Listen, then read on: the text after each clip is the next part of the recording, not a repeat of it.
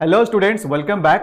तो advanced voice के अंदर इस वीडियो में हम इन्फिनेटिव का पैसिव वॉइस बनाना सीखेंगे। तो कभी कभार एक्टिव वॉइस के सेंटेंस में ऐसे स्ट्रक्चर मिल जाते हैं जहां पर इन्फिनेटिव होता है और हमें पता नहीं होता है कि इस इन्फिनेटिव वाले सेंटेंस को हम एक्टिव से पैसिव में कैसे चेंज करें। तो इस वीडियो में मैं आपको बताऊंगा कि इन्फिनेटिव वाले सेंटेंस को हम एक्टिव से पैसिव में कैसे चेंज करते हैं। तो आइए शुरू करते हैं। तो सबसे पहले देखो, सबसे पहले हमें पता होना चाहिए कि इन्फिनेटिव हम किसको कहते हैं। तो इन्फिनेटिव एक नॉन फाइनाइट वर्ब होता है और जिसका पहचान क्या होता है, ध्यान देंगे तो जिसका पहचान होता है 2 + V1। तो कभी भी कहीं पर भी अगर हम किसी सेंटेंस में 2 + V1 देखते हैं तो इसी को हम क्या कहते हैं, इसी को इन्फिनेटिव कहा जाता है। इसी को इन्फिनेटिव कहा जाता है। तो अब सवाल क्या है, अब सवाल यह है कि अगर हमें किसी सेंटेंस के अंदर नॉन फाइनाइट वर्ब 2 + V1 यानी कि इन्फिनेटिव दिखाई दे तो ऐसे सेंटेंसेस को हम कैसे एक्टिव से पैसिव वॉइस में चेंज करेंगे। तो देखो सिंपल सा तरीका क्या है, पहले हम बेसिक पे काम करते हैं। ध्यान देना, मान के चलो ये 2 + V1 कहां पर है, एक्टिव वॉइस में। कहां पर है, एक्टिव वॉइस में। एक्टिव वॉइस में। और हमें क्या करना है, इस 2 + V1 को पैसिव में चेंज करना है। किस में चेंज करना है, पैसिव में चेंज करना है। तो हम जानते हैं कि पैसिव के लिए सबसे मोस्ट इंपॉर्टेंट चीज क्या होता है। मैंने आपको बेसिक वाले वीडियो में बताया था कि पैसिव के लिए सबसे मोस्ट इंपॉर्टेंट चीज क्या होता है, यानी कि पैसिव में वर्ब का फॉर्म कैसा होता है। तो पैसिव में क्या करना होता है, वर्ब के हमें क्या करना होता है, बी प्लस V3 देना पड़ता है। तो जब तक हम वर्ब को वर्ब के थर्ड फॉर्म में नहीं रखेंगे और उसके पहले हम बी का कोई फॉर्म नहीं देंगे तब तक हम उसका पैसिव नहीं बना सकते हैं। तो पैसिव के लिए सबसे मोस्ट इंपॉर्टेंट होता है बी प्लस V3। तो सिंपल सी बात है, हमें किसका पैसिव बनाना है, किसको पैसिव फॉर्म में चेंज करना है, 2 + V1 को चेंज करना है किसमें, पैसिव में। तो इस 2 + V1 का पैसिव फॉर्म क्या हो जाएगा, तो हम क्या करेंगे, सबसे पहले 2 लिखेंगे। उसके बाद जो पैसिव का जो बेसिक रिक्वायरमेंट है उसमें क्या होना चाहिए, बी प्लस V3। तो हम क्या करेंगे, यहां पर बी लगा देंगे और बी के बाद हम क्या करेंगे, वर्ब 3 देंगे। तो सिंपल सी देखो बात क्या है, सिंपल सी बात यह है कि अगर इन्फिनेटिव का फॉर्म ये है 2 + V1 तो एक्टिव में हम क्या कर रहे हैं, एक्टिव में 2 + V1 है तो पैसिव वॉइस में हम इसको क्या कर देंगे, पैसिव वॉइस में 2 + B + वर्ब 3। तो ये हमारा बेसिक चीज हो गया। अब आइए हम सेंटेंस के कुछ डिफरेंट स्ट्रक्चर्स लेते हैं जहां पर ये इन्फिनेटिव हमें मिलता है और ऐसे स्ट्रक्चर वाले सेंटेंसेस को हम कैसे एक्टिव से पैसिव वॉइस में चेंज करते हैं। तो आइए जानते हैं। सबसे पहले ध्यान देना, पहला स्ट्रक्चर नंबर 1। तो स्ट्रक्चर नंबर 1 के सेंटेंस किस तरह के होते हैं, आइए जानते हैं। We are to help him, we are to help him. तो ऐसे स्ट्रक्चर देखो क्या होता है, सिंपली सब्जेक्ट होता है, सब्जेक्ट के बाद यहां पर बी का कोई फॉर्म होता है, बी का कोई फॉर्म होता है, उसके बाद इन्फिनेटिव होता है, उसके बाद इन्फिनेटिव होता है मतलब 2 + V1 होता है, उसके बाद ऑब्जेक्ट होता है। तो देखो बी का फॉर्म क्या हो सकता है, बी का फॉर्म होता है is, am, are, was, were. तो जैसे यहां पर एग्जाम्पल के लिए एक सेंटेंस है एक्टिव वॉइस, ध्यान देना एवी का मतलब हो गया एक्टिव वॉइस। तो एक्टिव वॉइस में एक सेंटेंस है we are to help him. तो इस सेंटेंस का मतलब क्या हो गया, इस सेंटेंस का मतलब हो गया कि हम लोग उसकी मदद करने वाले हैं, हम लोग उसको हेल्प करने वाले हैं। तो ऐसे सेंटेंस से पता चलता है कि कोई भी काम फ्यूचर में जल्दी होने वाला है। तो यहां पर ध्यान देना कि यहां पर वी सब्जेक्ट है और ये आर क्या है, ये आर बी का फॉर्म है, ये आर बी का फॉर्म है। देखो उसके बाद इन्फिनेटिव हमें मिला क्या, बिल्कुल मिला। इन्फिनेटिव का मतलब क्या हो गया, 2 + V1। तो यहां पर देखो 2 है और हेल्प क्या है, हेल्प V1 है, हेल्प V1 है और ये देखो ऑब्जेक्ट है। तो we are to help him. तो इस सेंटेंस का पैसिव क्या बनेगा, इस सेंटेंस का पैसिव हम कैसे बनाएंगे। तो बहुत ही सिंपल तरीका है, एक्टिव से पैसिव में चेंज करने का जो हमारा बेसिक रूल है, बेसिक रूल को तो हम फॉलो करेंगे ही करेंगे। बाकी बात हमें एक्स्ट्रा इसमें क्या मिल रहा है, एक्स्ट्रा मिल रहा है 2 + V1। तो 2 + V1 को हम किस में चेंज कर देते हैं, 2 + V1 को हम चेंज कर देते हैं 2 + B + वर्ब 3 में चेंज कर देते हैं। बात समझ में आ रही है। तो ध्यान देना, देखो रूल क्या होगा, सब्जेक्ट हम लगा देंगे, सब्जेक्ट के बाद क्या है, सब्जेक्ट के बाद बी का फॉर्म है। देखो बी के क्या क्या फॉर्म होते हैं, इज, एम, आर, वॉज, वर। अगर प्रेजेंट में होगा तो इज, एम, आर में से कोई होगा, अगर पास्ट में होगा तो या तो वॉज लगेगा या तो वर लगेगा। उसके बाद क्या करना है, ये जो हमारा जो पैसिव लागू हो रहा है, पैसिव जो अप्लाई हो रहा है, किस पे अप्लाई हो रहा है, 2 + V1 पे हो रहा है, यानी टू हेल्प पे हो रहा है। तो क्या करेंगे, 2 + B + V3 कर देंगे, प्लस बाय उसके बाद ऑब्जेक्ट। तो आइए इस सेंटेंस का पैसिव हम बनाकर देखते हैं कि इसका पैसिव क्या होगा। तो ध्यान देना है, we are to help him. तो देखो एक्टिव से पैसिव में चेंज करते हैं तो पहला नियम क्या होता है, सब्जेक्ट को ऑब्जेक्ट और ऑब्जेक्ट को हम सब्जेक्ट बनाते हैं। तो ध्यान देना, यहां पर जो पैसिव वॉइस में जो सब्जेक्ट बनेगा वो कौन बनेगा, जो एक्टिव में ऑब्जेक्ट है। तो एक्टिव में ऑब्जेक्ट कौन है? एक्टिव में ऑब्जेक्ट है हिम, तो हिम इधर आकर के क्या बन जाएगा? ही बन जाएगा।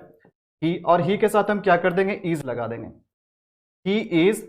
उसके बाद ध्यान देना, उसके बाद क्या है? टू है, तो टू लगा दिया यहां पर, ही इज टू, टू भी लगा दिया। उसके बाद क्या है? बी है, तो क्या हो गया? He is to be. अब इसके बाद हमें क्या चाहिए? वर्ब का थर्ड फॉर्म चाहिए, वर्ब का थर्ड फॉर्म चाहिए। तो वर्ब क्या? हेल्प है, तो हेल्प का थर्ड फॉर्म क्या हो जाएगा? हेल्प्ड हो जाएगा, ठीक है। उसके बाद बाय, तो बाय हमने यहां पर लगा दिया। बाय के बाद क्या करना? बाय के बाद ध्यान देना, बाय के बाद ऑब्जेक्ट लगाना, बाय के बाद ऑब्जेक्ट लगाना। और ऑब्जेक्ट कौन बनेगा? जो एक्टिव वॉइस में सब्जेक्ट है, तो एक्टिव वॉइस में सब्जेक्ट कौन है? वी है, तो वी इधर आकर के अस बन जाएगा। तो देखो हमारा सेंटेंस क्या? We are to help him, और इसका पैसिव वॉइस क्या बन जाएगा? He is to be helped by us, he is to be helped by us. तो मैं आशा करता हूं कि आपको यह स्ट्रक्चर वन समझ में आ गया कि कैसे बनाना है। जो हमारा बेसिक चीज है वो ये है कि 2 प्लस V1 को 2 प्लस B प्लस V3 में चेंज करना। बाकी बेसिक रूल जो हम लोगों ने पहले पढ़ा है उसी को फॉलो करना है। तो स्ट्रक्चर वन आपको समझ में आ गया। चलिए स्ट्रक्चर 2 पे काम करते हैं। देखो स्ट्रक्चर 2 में क्या है, ध्यान देना। स्ट्रक्चर 2 में क्या है? You have to do it, you have to do it. तो ऐसे सेंटेंस से क्या पता चलता है? मतलब you have to do it का मतलब तुम्हें इसे करना है या तुम्हें इसे करना पड़ता है। तो ऐसे सेंटेंस मजबूरी बताने का काम करते हैं या नेसेसिटी बताने का काम करते हैं। जैसे मुझे अंग्रेजी सीखनी है, उसे पैदल चलना पड़ता है, तो ऐसे सेंटेंसेस क्या होते हैं? ये नेसेसिटी बताते हैं या फिर मजबूरी बताने का काम करते हैं। तो ऐसे सेंटेंसेस में देखो आपको क्या मिलेगा? ऐसे सेंटेंसेस में आपको हैव या हैव के कोई दूसरा फॉर्म हैज या हैड मिलेगा, और प्लस इसके साथ आपको इन्फिनिटिव देखने के लिए मिल जाएगा। इसके साथ आपको इन्फिनिटिव यानी 2 प्लस V1 देखने के लिए मिल जाएगा। तो यहां पर भी सिंपल सा तरीका वही है। देखो ध्यान देना, एक सेंटेंस लिया हमने, you have to do it. तो देखो इसका स्ट्रक्चर क्या होगा? जब हम पैसिव वॉइस में चेंज करेंगे तो स्ट्रक्चर क्या होगा? तो स्ट्रक्चर देखो सब्जेक्ट लगा देंगे यहां पर, और अगर हमारा एक्टिव में हैव है तो यहां पर भी हैव ही होना चाहिए। हैव, हैज, हैड, यानी हैव का ही कोई फॉर्म होना चाहिए। इज एम आर तो नहीं होगा। अगर यहां पर इज एम आर होगा तो यहां पर भी इज एम आर होगा। अगर यहां पर हैव का कोई फॉर्म है तो हमारा पैसिव में भी हैव का ही फॉर्म रहेगा। तो देखो सब्जेक्ट के बाद हैव या हैज या हैड, तो टेंस के अकॉर्डिंग हम लोग हैव, हैज या हैड का प्रयोग करेंगे, टेंस के अकॉर्डिंग और सब्जेक्ट के नंबर के अकॉर्डिंग, ठीक है। हैव, हैज या हैड में से कोई भी लग सकता है। उसके बाद ध्यान देना, ये जो 2 प्लस V1 है ना, उसी को हमको किस में चेंज करना है? 2 प्लस B प्लस वर्ब 3 में चेंज करना है। उसके बाद बाय, उसके बाद क्या आ गया? ऑब्जेक्ट आ गया। तो अगर हम पहले वाले स्ट्रक्चर से कंपेयर करें तो बस फर्क इतना है कि यहां पर देखो हैव, हैज या हैड है। इसके पहले क्या था? यहां पर हैव, हैज, हैड के जगह पे is, am, are, was, were था, लेकिन यहां पर क्या हो गया? हैव, हैज, हैड हो गया। तो ऐसे सेंटेंस का पैसिव हम कैसे बनाएंगे? बहुत ही सिंपल है। तो देखो पहला काम क्या है? पहला काम है कि सब्जेक्ट को ऑब्जेक्ट बनाएंगे और ऑब्जेक्ट को सब्जेक्ट बनाएंगे। तो देखो ऑब्जेक्ट कौन है? ऑब्जेक्ट है इट है, तो इट को हमने यहां पर पैसिव में क्या कर दिया? सब्जेक्ट बना दिया, तो इट। तो ध्यान देना, सब्जेक्ट के अकॉर्डिंग यहां पर यू के साथ हैव लगा हुआ है, तो क्या इट के साथ भी हैव लगेगा? नहीं, इट के साथ सिंगुलर वर्ब हैज लगेगा, यानी इट के साथ हैज लगा दिया, इट हैज, इट हैज। उसके बाद क्या करना? टू बी लगाना, it has to be, it has to be. उसके बाद क्या करना है? वर्ब का थर्ड फॉर्म देना है। तो वर्ब हमारा क्या है? वर्ब हमारा इन्फिनिटिव में क्या है? डू है, तो डू का थर्ड फॉर्म क्या हो जाता है? डू का थर्ड फॉर्म हो जाएगा done, it has to be done. उसके बाद क्या कर दिए? बाय लगा दी। बाय के बाद क्या करना है भाई? बाय के बाद ऑब्जेक्ट लगाना है, और ऑब्जेक्ट कौन होगा? जो एक्टिव में हमारा सब्जेक्ट होगा। एक्टिव में सब्जेक्ट कौन है? यू, तो यहां पर क्या हो जाएगा? यू। तो जो हमारा सेंटेंस है you have to do it, तो इसका पैसिव क्या बन गया? It has to be done by you, it has to be done by you.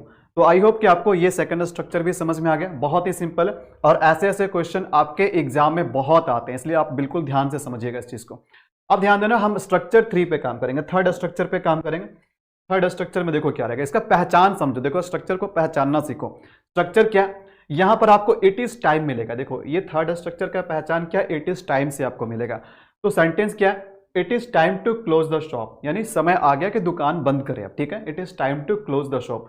आपको चेक क्या करना है कि सेंटेंस का स्ट्रक्चर चाहे कुछ भी हो, उसमें हमें 2 प्लस V1 मिल रहा है कि नहीं मिल रहा है, उसमें हमें इन्फिनिटिव यानी 2 प्लस V1 मिल रहा है कि नहीं मिल रहा है। बिल्कुल मिल रहा है। देखो यहाँ पर 2 हो गया, ये 2 हो गया, और क्लोज क्या? V1 है, तो यहाँ पर भी हमें इन्फिनिटिव मिल गया। तो जब भी इट इज टाइम से सेंटेंस शुरू होगा और उसमें इन्फिनिटिव होगा, तो उसको पैसिव हम कैसे बनाएंगे? सिंपल सा तरीका, ध्यान देना। हम फिर से वैसे ही लिखेंगे, इट इज टाइम लिखेंगे। क्वेश्चन में हमारा एक्टिव वॉइस में इट इज टाइम रहेगा, तो पैसिव वॉइस में भी आपको क्या करना है, इट इज टाइम से शुरू करना है। उसके बाद देखो एक्स्ट्रा क्या करना है, उसके बाद एक्स्ट्रा यहां पर प्रीपोजिशन फॉर लगा देना, इट इज टाइम के बाद प्रीपोजिशन फॉर लगा देना। उसके बाद देखो एन या पी, देखो एन का मतलब नाउन और पी का मतलब प्रोनाउन, तो यहां प्रीपोजिशन फॉर के बाद या तो नाउन आएगा या तो प्रोनाउन आएगा। भाई कौन सा नाउन या प्रोनाउन आएगा, जो हमारा एक्टिव वॉइस में दिया हुआ। देखो एक्टिव वॉइस में कौन है नाउन, ये देखो ये शॉप है। तो यहां पर देखो इन्फिनेटिव के बाद जो भी ऑब्जेक्ट होगा, मतलब जो भी नाउन या प्रोनाउन होगा, उसको हम क्या करेंगे, प्रीपोजिशन फॉर के बाद लगा देंगे। यहां एन का मतलब नाउन है और पी का मतलब प्रोनाउन है, ठीक है। और ये नाउन या प्रोनाउन कहां से आ रहा है, ये जो इन्फिनेटिव के बाद जो ऑब्जेक्ट है ना, वहीं से आ रहा है। उसके बाद क्या करेंगे, उसके बाद वही सिंपल सा चीज है, जो बेसिक चीज है हमारा है पैसिव के लिए 2 + b + verb 3। तो यहां पर 2 लगा दिए, b लगा दिए और verb 3 लगा दिए। तो it is time to close the shop, मतलब दुकान बंद करने का समय आ गया है। तो इसका क्या हो जाएगा, सिंपल सी बात है, इट इज, ध्यान देना, इट इज टाइम, देखो यहां पर क्या करना, फॉर लगाना है। It is time for the shop, it is time for the shop. भाई समय किसके लिए आया है, it is time for the shop, shop के लिए आया है। तो हमने क्या बोला कि इस प्रीपोजिशन फॉर के बाद नाउन या प्रोनाउन लगाना है। भाई कौन सा नाउन, यही वाला उठा लेंगे हम, जो यहां पर इन्फिनेटिव का ऑब्जेक्ट है। तो it is time for the shop, उसके बाद क्या करना, टू के बाद बी, उसके बाद verb 3। देखो किसका verb 3, क्लोज का verb 3। तो क्लोज का verb 3 क्या हो जाएगा, क्लोज्ड हो जाएगा, इसका verb 3 क्लोज हो जाएगा। तो it is time to close the shop, इसका पैसिव क्या हो जाएगा, it is time for the shop to be closed, for the shop to be closed. तो ये भी बात आपको समझ में आ गया कि हम लोग स्ट्रक्चर 3 वाले सेंटेंस जिसमें इन्फिनेटिव होगा, उसको पैसिव में कैसे चेंज करेंगे। आइए नेक्स्ट स्ट्रक्चर जानते हैं, ध्यान देना, स्ट्रक्चर 4। तो देखो स्ट्रक्चर 4 का पहचान क्या है, स्ट्रक्चर 4 में पहचान क्या, सिंपल सी बात है। ऐसे स्ट्रक्चर जो स्ट्रक्चर 4 होंगे, वो सेंटेंस क्या होंगे, देयर से शुरू होगा, ऐसे सेंटेंस देयर से शुरू होगा। ध्यान देना, देयर यहां पर इंट्रोडक्टरी सब्जेक्ट के रूप में काम कर रहा है, तो देयर से शुरू होगा। यहां पर बी का कोई वर्ब होगा, बी का कोई भी फॉर्म होगा टेंस के अकॉर्डिंग, ठीक है। और यहां पर ऑब्जेक्ट आपको मिलेगा, और इसके बाद आपको इन्फिनेटिव मिलेगा, तो चौथा जो हमारा स्ट्रक्चर है, इसका पहचान क्या, देयर, जो देयर से शुरू होगा और अंत में लास्ट में क्या होगा, इन्फिनेटिव होगा। ध्यान देना, सेंटेंस एग्जांपल के लिए अगेन एवी का मतलब क्या हो गया, एक्टिव वॉइस। तो सेंटेंस क्या, सेंटेंस है there are many matches to play, ठीक है, बहुत सारे मैचेस खेलने के लिए अभी बाकी है, ठीक है। There are many matches to play. तो ऐसे सेंटेंस को हम पैसिव में कैसे चेंज करेंगे, बिल्कुल ही सिंपल है। ध्यान देना, यहां पर देयर के बाद आर किसका फॉर्म है, बी का फॉर्म है। तो देखो जब हम पैसिव में चेंज करेंगे तो इसका रूल क्या होगा, इसका स्ट्रक्चर क्या होगा, तो देयर से शुरू करेंगे, देयर के बाद हम बी का कोई फॉर्म लगा देंगे। तो बी का फॉर्म देखो प्रेजेंट में रहे तो इज आर, अगर पास्ट में रहे तो वाज वेयर, उसके बाद ऑब्जेक्ट है, उसके बाद ध्यान देना यहां पर क्या है, 2 + v1 है। तो 2 + v1 को हम किस में चेंज कर देंगे, 2 + b + verb 3 में, पैसिव में 2 + b + verb 3, क्योंकि पैसिव में b + verb 3 बहुत इंपॉर्टेंट होता है, मोस्ट इंपॉर्टेंट होता है। तो 2 + b + verb 3। तो इस सेंटेंस का अगर हम पैसिव वॉइस बनाए तो इसका पैसिव वॉइस क्या बन जाएगा, इसका पैसिव वॉइस बन जाएगा there are many matches, there are many matches. तो यहां पर देखो, यहां पर टू प्ले है, तो टू प्ले को हम क्या कर देंगे, टू प्ले को टू बी प्लेड कर देंगे, टू प्ले को क्या करेंगे, टू बी प्लेड कर देंगे। अब ध्यान देना कि यहां से एक शायद आपके मन में डाउट आए कि यहां पर हम ये जो प्ले बोला जा रहा है, ध्यान देना हम क्या करते हैं, हम जब एक्टिव से पैसिव में जब बनाते हैं, कन्वर्ट करते हैं, तो हम सब्जेक्ट वास्तव में किसको बनाते हैं, एक्टिव वॉइस में जो ऑब्जेक्ट होता है, जिस वर्ब पे भी पैसिव वॉइस लागू होता है, तो उस वर्ब का अपना एक ऑब्जेक्ट होता है, अपना एक स्पेसिफिक ऑब्जेक्ट होता है। तो जब हम उसको पैसिव वॉइस में चेंज करते हैं तो उसी ऑब्जेक्ट को हम पैसिव वॉइस में क्या करते हैं, सब्जेक्ट बना देते हैं। तो सर यहां पर आपने सब्जेक्ट किसको बनाया, आप तो बिल्कुल वैसे ही लिख दिए जैसे एक्टिव वॉइस में लिखा हुआ था, देयर आर मैनी मैचेस। तो सिंपल सी बात है, वॉइस किसका बना रहे हैं, किस वर्ब पे वॉइस लागू हो रहा है, पैसिव वॉइस किस पे लागू हो रहा है, तो इन्फिनिटिव पे लागू हो रहा है, टू प्ले पे हो रहा है। तो यहां पर बोल रहे हैं खेलना, तो खेलना का ऑब्जेक्ट क्या है भाई, क्या खेलना, मैचेस खेलना। तो देखो ज्यादातर होता है क्या है कि ऑब्जेक्ट जो होता है उस वर्ब के बाद आता है, लेकिन कभी कभी जो ऑब्जेक्ट होता है ना वर्ब के पहले आता है। तो यहां पर देखो प्ले का ऑब्जेक्ट क्या है, प्ले का ऑब्जेक्ट मैचेस है, भाई क्या खेलना, मैचेस खेलना। तो पैसिव वॉइस में ध्यान देना, यहां पर जो मैचेस है ये ऑब्जेक्ट है, ये ऑब्जेक्ट है भाई, किसका ऑब्जेक्ट है, प्ले का ऑब्जेक्ट है। लेकिन यहां पर जो है ना, यही मैचेस ऑब्जेक्ट का काम नहीं करेगा, ये मैचेस ऑब्जेक्ट का काम नहीं करेगा बल्कि सब्जेक्ट का काम करेगा। ये किसका काम करेगा, सब्जेक्ट का काम करेगा, क्योंकि एक्टिव में जो ऑब्जेक्ट होता है पैसिव में वो सब्जेक्ट बन जाता है। तो यहां पर देखो मैचेस क्या ऑब्जेक्ट है, बट यहां पर मैचेस जो है ये ऑब्जेक्ट नहीं है, ये सब्जेक्ट है, ये सब्जेक्ट बन चुका है, ठीक है। तो there are many matches to be played, ध्यान देना, यहां पर बी हम छोड़ रहे हैं, यहां पर केवल टू प्ले नहीं होगा, टू बी प्लेड होगा, टू बी प्लेड होगा, to be played. There are many matches to be played.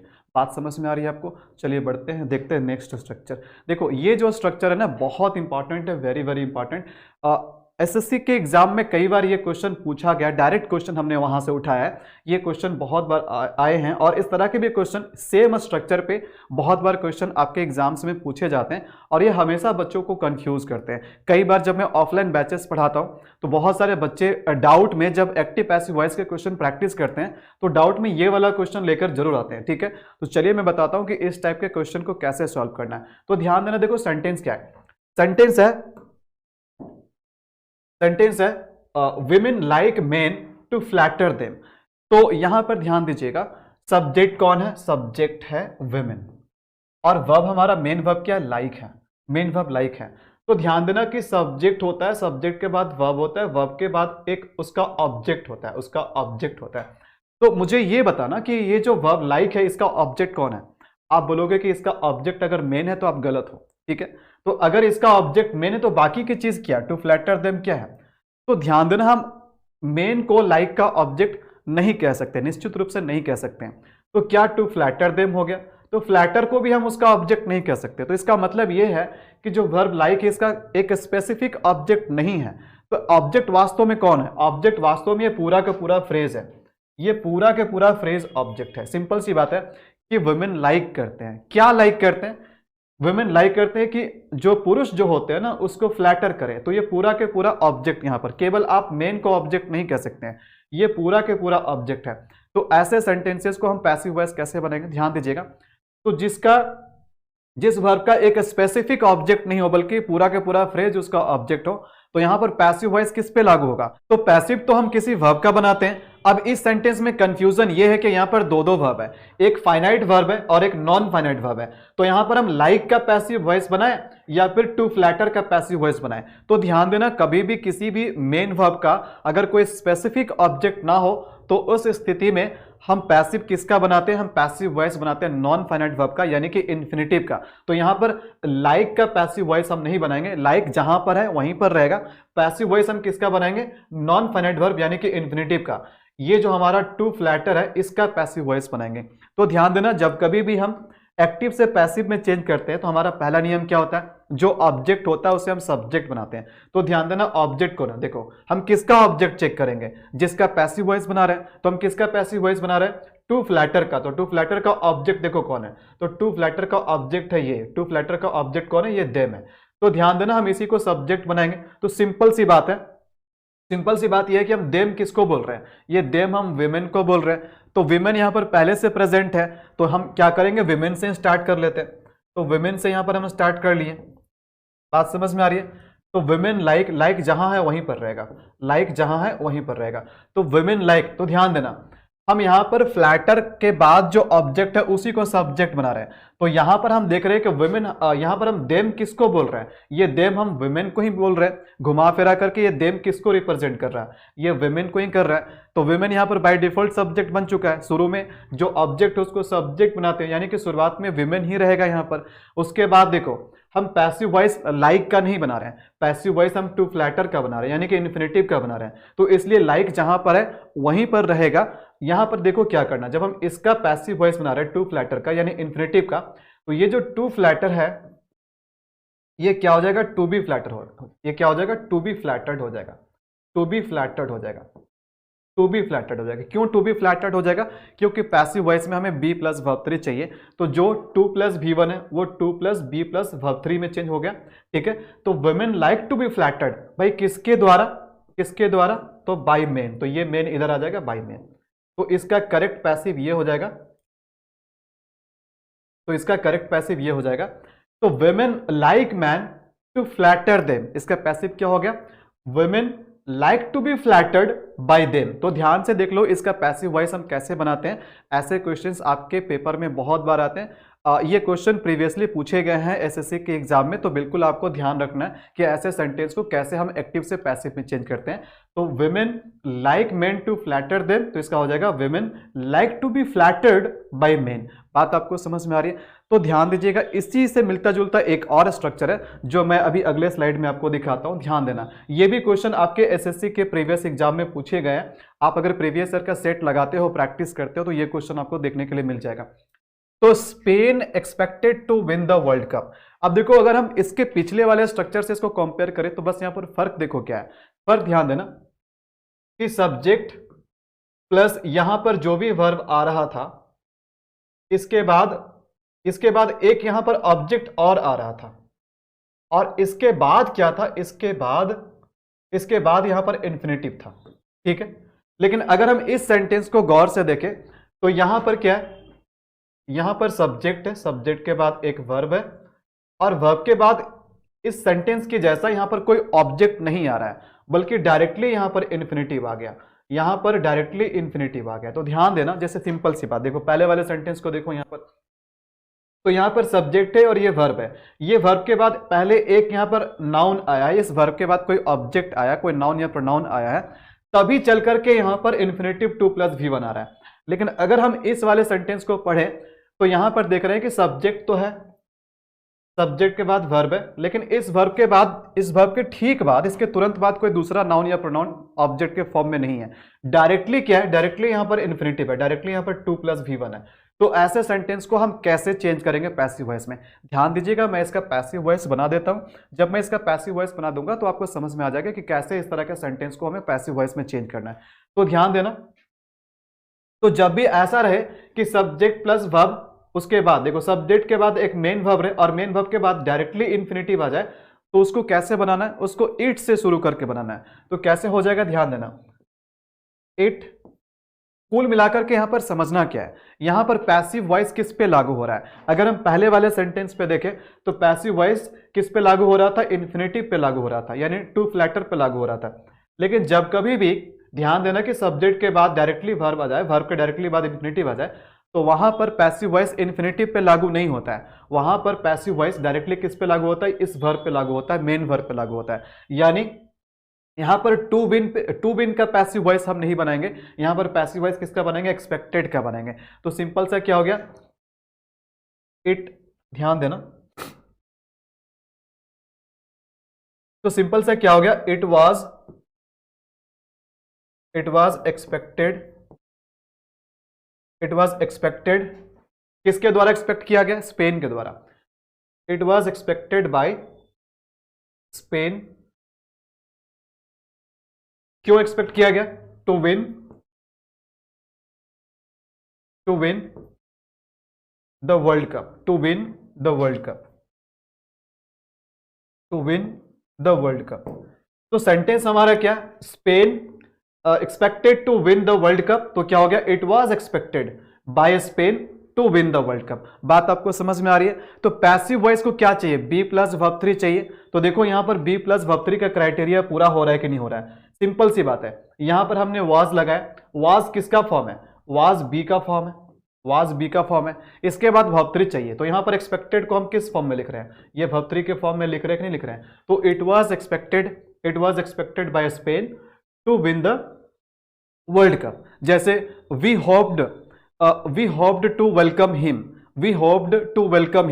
तो it was hoped by us to welcome him. Simple सी बात है, अगर आपको सब्जेक्ट के ठीक बाद वर्ब और वर्ब के ठीक बाद अगर आपको इन्फिनिटिव मिल जाता है बिना कोई नाउन और प्रोनाउन के, तो हम इसी मेन वर्ब पे पैसिव वॉइस लागू करेंगे और उसको इट प्लस बी से शुरू करेंगे। ध्यान देना, अगर एक्सपेक्टेड है तो इट वाज एक्सपेक्टेड, अगर होप्ड है तो इट वाज होप्ड हो गया, अगर सेड है तो इट वाज सेड हो गया।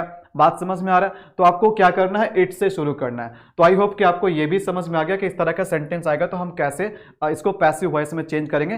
तो यहां पर हम बेसिकली पैसिव ऑफ इन्फिनेटिव सीख रहे थे, जिसमें से ये एक ऐसा स्ट्रक्चर है जहां पर इन्फिनेटिव पे पैसिव लागू नहीं हो रहा है बल्कि मेन वर्ब पे पैसिव लागू हो रहा है। ये बात आपको समझ में आ गई? तो अगर आपको ये सारा चीज समझ में आ रहा है तो एक सेंटेंस वीडियो के अंत में आपके लिए है। आप क्या करना, कमेंट में इसका पैसिव वॉइस बनाना। सेंटेंस देखो क्या है, I want you to solve this question. मैं चाहता हूं कि आप इस क्वेश्चन को सॉल्व करें। तो ये जो सेंटेंस है ये एक्टिव वॉइस में है, इसका पैसिव वॉइस क्या होगा आप हमें नीचे कमेंट में लिखकर जरूर बताएंगे। आशा करता हूं कि ये वीडियो आपको अच्छा लगा होगा, सारी बातें आपको बहुत अच्छे से समझ में आ गई होगी। आपको वीडियो कैसा लगा आप प्लीज कमेंट में लिखकर जरूर बताइएगा। आपको वीडियो अगर अच्छा लगा तो वीडियो को लाइक और शेयर जरूर करें। अगर आप इस चैनल पर नए हैं तो चैनल को सब्सक्राइब करके बेल आइकन जरूर दबाएं ताकि मेरे आने वाले किसी भी वीडियो के नोटिफिकेशन आपसे मिस ना हो। मिलते हैं आपसे नेक्स्ट वीडियो में। Till then it's a goodbye, take care.